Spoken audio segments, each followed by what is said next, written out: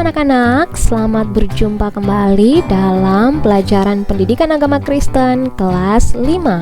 Bertemu lagi dengan Miss Herly. Dan hari ini kita akan masuk dalam bab yang kedua, yaitu tentang manusia jatuh ke dalam dosa. Oke, sebelum kita memulai pembelajaran kita hari ini anak-anak, Miss Herly mengajak kita semua, ayo kita menghadap Tuhan di dalam doa. Are you ready to pray, my student? Let's pray.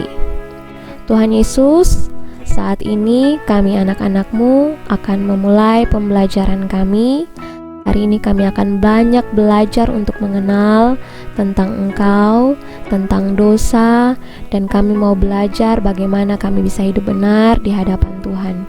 Berkati kami Tuhan Yesus, dalam nama Tuhan Yesus kami berdoa. Amin. Oke anak-anak, sebelum mulai pembelajaran kita, Miss berharap kalian semua dalam keadaan sehat ya.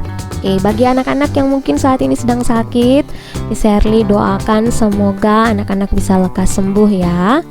Kita akan mulai pembelajaran kita anak-anak. Oke anak-anak, kita akan review kembali materi atau apa yang sudah kita pelajari sebelum ini ya. Di bab yang pertama kita sudah belajar tentang apa itu dosa. Dan kita juga sudah tahu bersama bahwa ternyata dosa itu asal-usulnya itu bukan berasal dari Allah. Karena Allah itu sumber kebenaran, tidak mungkin Allah melakukan dosa. Lalu juga ternyata dosa itu juga bukan berasal dari manusia, tetapi berasal dari iblis. Nah anak-anak, kita juga sudah belajar bahwa ternyata setelah manusia tergoda oleh bujukan iblis dan jatuh ke dalam dosa, manusia tidak bisa lagi hidup bersama-sama dengan Allah, sebab dosa bukanlah kebenaran dan Allah itu maha suci, sehingga manusia memang harus hidup terpisah dari Allah. Nah, kita juga sudah belajar minggu lalu bahwa kekudusan Allah itu tidak bisa dikompromikan dengan dosa. Kita sudah belajar ya bahwa Allah itu maha kasih, tapi sejalan dengan itu Allah juga maha adil. Karena itulah manusia harus menerima akibat atau konsekuensi dari dosanya. Nah, di minggu ini anak-anak, setelah kita belajar untuk bab 2, Miss berharap anak-anak bisa atau mampu menjelaskan bagaimana proses masuknya dosa ke dalam dunia. Yang kedua, anak-anak dapat menjelaskan upah dosa bagi manusia. Nah, karena itu anak-anak, Miss berharap anak-anak dapat memperhatikan video pembelajaran ini dari awal sampai akhir. Jangan di-skip ya anak-anak, sebab materi hari ini sangat penting untuk anak-anak ketahui dan anak-anak pelajari. Sudah siap anak-anak? Let's check it out. Nah anak-anak, bagaimana proses masuknya dosa ke dalam dunia? Kita akan sama-sama belajar dan akan menjawab pertanyaan besar ini. Bagaimana sih dosa itu kok bisa masuk di dalam dunia ini? Nah anak-anak, kita akan sama-sama belajar dulu nih. Ada satu oknum yang bernama iblis. Iblis ini anak-anak, pada mulanya dia adalah ciptaan Allah yang istimewa anak-anak. Dia menyerupai malaikat namun lebih dari malaikat. Iblis ini memiliki pikiran, perasaan, sehingga ia dapat memiliki kehendak atau keinginan. Nah, karena iblis ini memiliki kehendak atau keinginan, Tuhan Allah berharap agar semua makhluk yang diciptakannya itu dengan berpikiran, perasaan, dan kehendaknya dapat menyembah dan memuliakan Allah dengan segenap hati mereka. Namun si iblis ini anak-anak ternyata memiliki keinginan yang justru tidak memuliakan Tuhan. Apa keinginannya? Ternyata iblis memiliki keinginan untuk bisa menjadi sama dengan Allah. Ini adalah sesuatu yang tidak mungkin anak-anak, karena Allah itu maha kuasa, maha besar, maha mulia, dan iblis ini merupakan salah satu ciptaan. Tidak mungkin hasil ciptaan bisa melewati dari sang penciptanya. Nah, karena itulah apa yang dilakukan oleh iblis ini dianggap sebagai ketidaktaatan kepada Allah.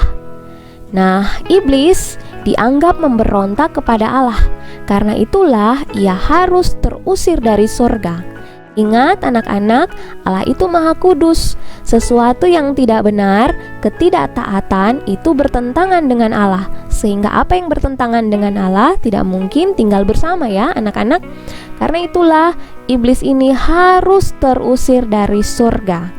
Nah anak-anak, kemudian Allah memiliki satu rancangan yang baru lagi. Allah menciptakan langit dan bumi dengan sangat sempurna sehingga langit dan bumi itu memungkinkan agar ada makhluk yang bernama manusia dapat hidup di dalamnya. Nah, setelah bumi ini selesai dibentuk dengan sempurna, dengan amat sangat baik, manusia kemudian diciptakan. Ternyata anak-anak, tujuan manusia diciptakan adalah agar manusia dapat memuliakan Allah dan dapat membuktikan bahwa keinginan iblis untuk menjadi sama dengan Allah itu adalah sebuah kesalahan. Mengapa sampai manusia yang diciptakan dengan tugas seperti itu anak-anak? Karena ini anak-anak. Anak-anak sudah tahu bahwa ternyata ciptaan Allah yang lainnya itu diciptakan dengan cara berfirman. Namun ketika Allah menciptakan manusia, Allah membentuk manusia itu dengan tangannya sendiri.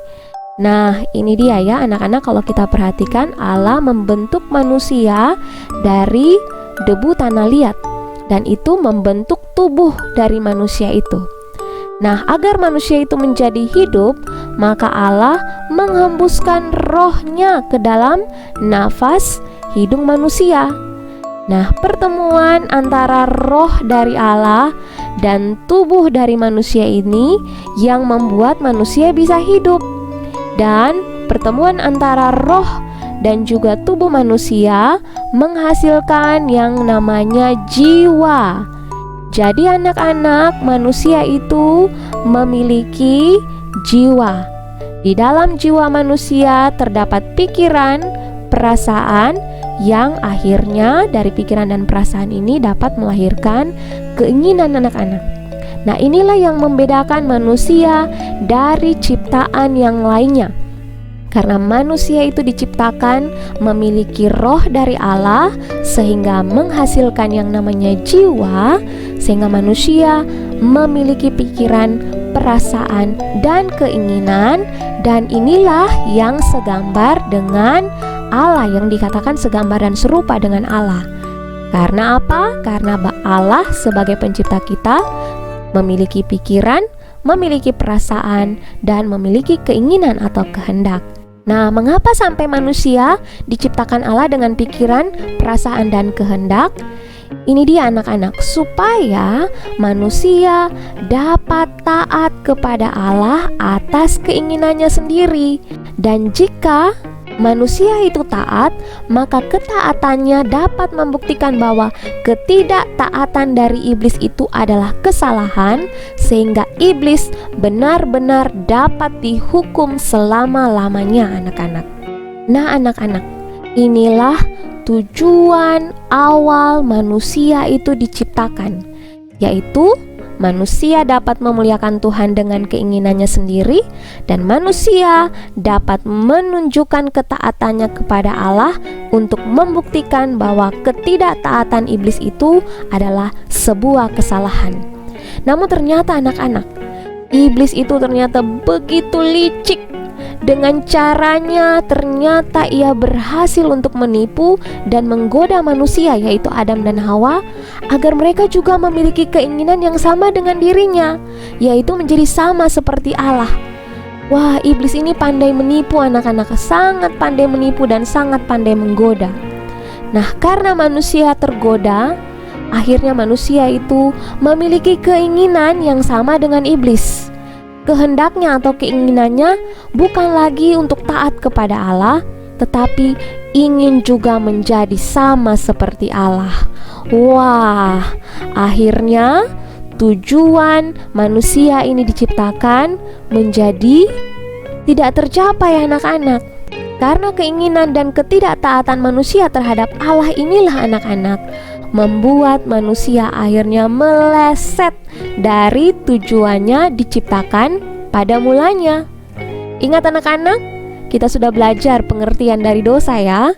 Dosa atau hamartia artinya meluncas atau meleset atau tidak tepat sasaran. Manusia tidak lagi tepat melakukan seperti apa yang Tuhan rencanakan sejak semulanya.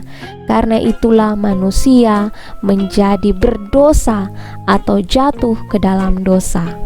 Karena ketidaktaatan Adam dan Hawa, anak-anak, seluruh keturunannya harus menanggung akibat dari dosa, yaitu maut. Ya, kalau kita baca bersama dalam Roma 5 ayat 12, berbunyi demikian. Sebab itu, sama seperti dosa telah masuk ke dalam dunia oleh satu orang, dan oleh dosa itu juga maut, demikianlah maut itu telah menjalar kepada semua orang, karena semua orang telah berbuat dosa. Jadi, akibat ketidaktaatan dari manusia pertama, maka semua keturunannya harus menanggung dosa atau menanggung akibat dari dosa. Secara ringkas, anak-anak, proses masuknya dosa ke dalam dunia adalah seperti pada gambar berikut ini. Dosa berasal dari si iblis yang memiliki keinginan untuk menjadi sama dengan Allah. Ini adalah bentuk ketidaktaatan iblis kepada Allah, sang penciptanya. Nah, iblis kemudian menggoda manusia yang juga diciptakan Tuhan dengan memiliki keinginan. Iblis menawarkan kepada manusia, menggoda manusia untuk memiliki keinginan yang sama seperti dirinya, yaitu menjadi sama seperti Tuhan Allah. Nah, karena itu akibatnya manusia menjadi berdosa, dan akibat atau konsekuensi dari dosa adalah maut. Jadi prosesnya atau skemanya seperti ini ya anak-anak, kalau misalnya digambarkan secara ringkas. Nah, akibat dari kejatuhan manusia ke dalam dosa, anak-anak, ada 2 poin yang disimpulkan. Akibat dari kejatuhan manusia yang pertama adalah manusia harus hidup di dalam dosa dan manusia tidak dapat menyelamatkan dirinya sendiri. Yang kedua, bumi tempat manusia tinggal menjadi terkutuk. Nah, kita bahas akibat yang paling pertama ya anak-anak, akibat dari dosa. Manusia harus hidup di dalam dosa dan tidak dapat menyelamatkan dirinya sendiri. Nah, anak-anak, sejak manusia jatuh ke dalam dosa, manusia memiliki keinginan untuk terus-menerus melakukan dosa. Karena dosa sudah menguasai daging manusia. Dosa sudah menguasai dan mengikat manusia. Sehingga manusia tidak mampu untuk menyelamatkan dirinya sendiri karena telah menjadi budak dosa. Manusia juga selalu memiliki kecenderungan untuk terus berbuat dosa, anak-anak, karena sudah terikat dengan dosa.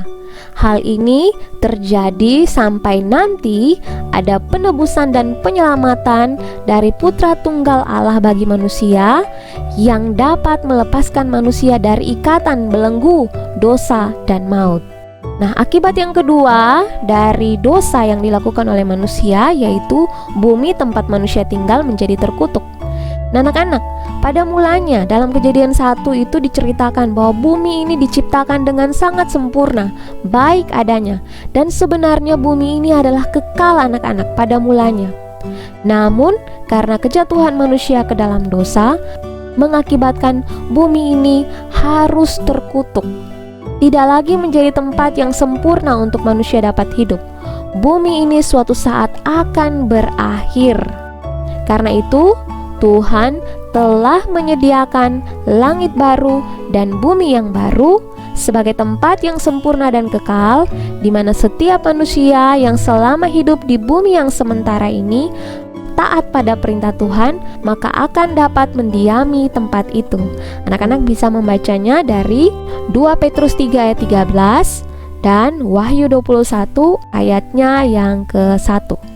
Nah, anak-anak, hal penting apa sih yang dapat kita pelajari dari materi hari ini? Yang paling pertama, anak-anak, kita diciptakan Tuhan dengan maksud agar kita dapat membuktikan bahwa ketidaktaatan iblis adalah sebuah kesalahan. Karena itu, kita harus belajar taat pada semua perintah Allah. Karena itulah tujuan Tuhan menciptakan kita, anak-anak. Kita harus taat pada semua perintah Allah. Hal penting yang dapat kita pelajari yang kedua yaitu di sekitar kita ada begitu banyak godaan. Dan anak-anak, godaan itu berasal dari iblis. Kita sudah belajar ya tadi bahwa ternyata iblis itu sangat licik anak-anak. Dia sangat licik untuk bisa membawa kita jatuh ke dalam dosa. Karena itu kita yang harus bisa memilih untuk mengikuti atau menolak godaan itu. Tentu godaan itu hanya bisa dilawan anak-anak jika kita selalu membangun hubungan dengan Tuhan setiap hari. Sebab hubungan dengan Tuhan setiap hari adalah senjata rohani untuk dapat melawan pekerjaan iblis yang selalu berkeliling-keliling untuk mencari pengikutnya, mencari mangsanya anak-anak. Anak-anak bisa baca dari pertama Petrus 5 ayatnya yang ke-8. Hal penting yang ketiga yang bisa kita pelajari dari materi hari ini, kita belajar agar memiliki keinginan yang sesuai dengan kehendak Tuhan atau keinginan Tuhan. Jadi anak-anak, setiap kali kita memiliki keinginan, kita harus bertanya kepada Tuhan, apakah keinginan kita itu sesuai dengan kehendak-Nya ataukah tidak? Agar kita tidak menjadi seperti iblis, memiliki keinginan yang pada akhirnya membuatnya menjadi musuh Allah. Kita harus berhati-hati dengan keinginan kita anak-anak. Sebab bisa saja keinginan kita membuat kita menjadi musuh Allah. Mengapa? Karena keinginan kita bisa saja meleset atau meluncas dari apa yang Tuhan inginkan. Hal penting yang keempat, bumi tempat kita tinggal ini suatu hari akan hancur anak-anak.